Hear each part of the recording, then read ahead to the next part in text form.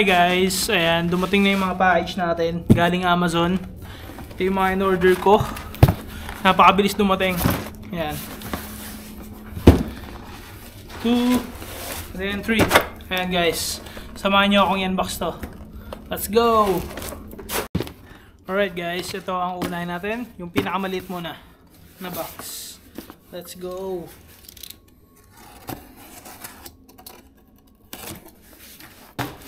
Alright. Ito yung cargo net natin. Ayan. At meron tayo ditong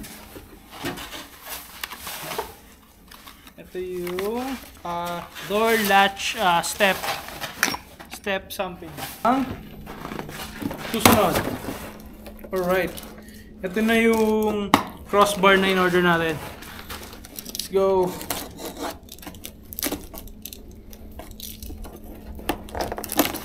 Ayan, ang daddy ko kasama ko nga pala dito. At mag-unbox. Kasama ko siya mag-unbox. Ito na yung crossbar na binili natin. Let's go. Uwin mo na lang. Check natin to.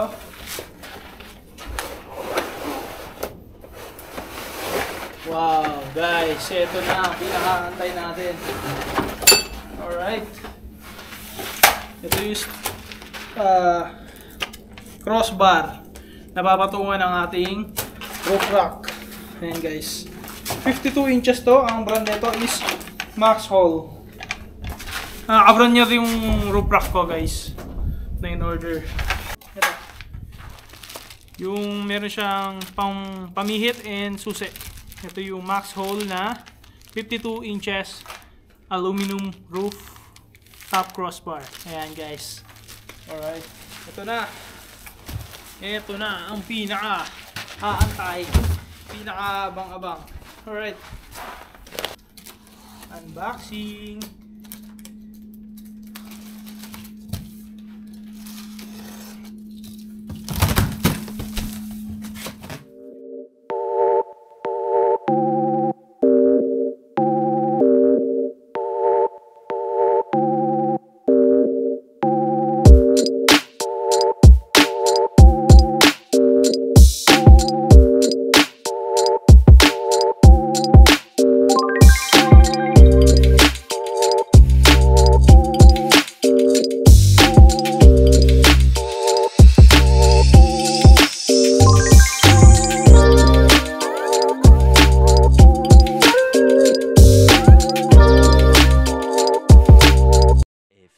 Moments later. Ayun.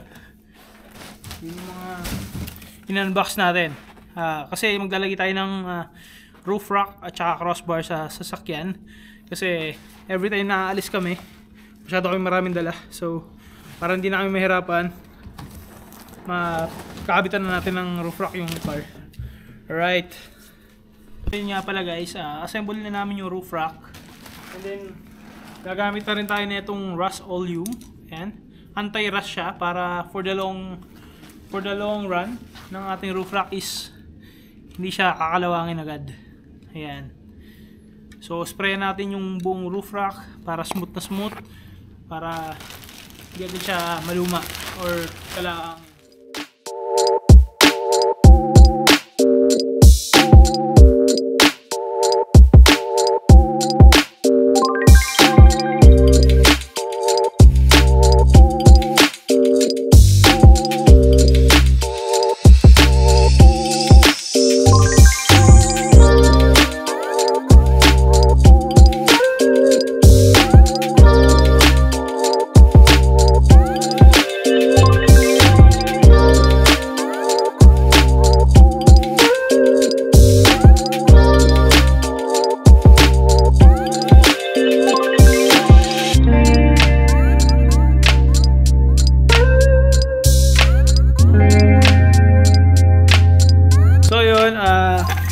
Papahinga muna kami ni Dad at tutuloy na namin yung installation nito bukas.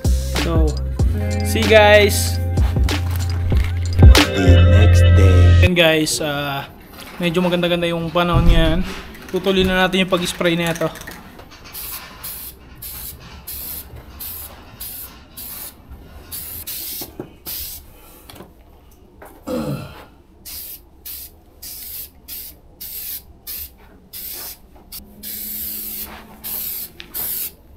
Di madali maksol ah.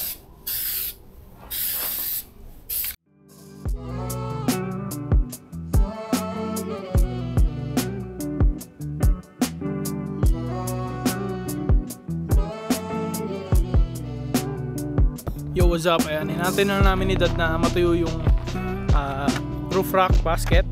And then kakabit na natin dito. So ngayon, for the meantime, kakabit muna namin ni Dad yung crossbar.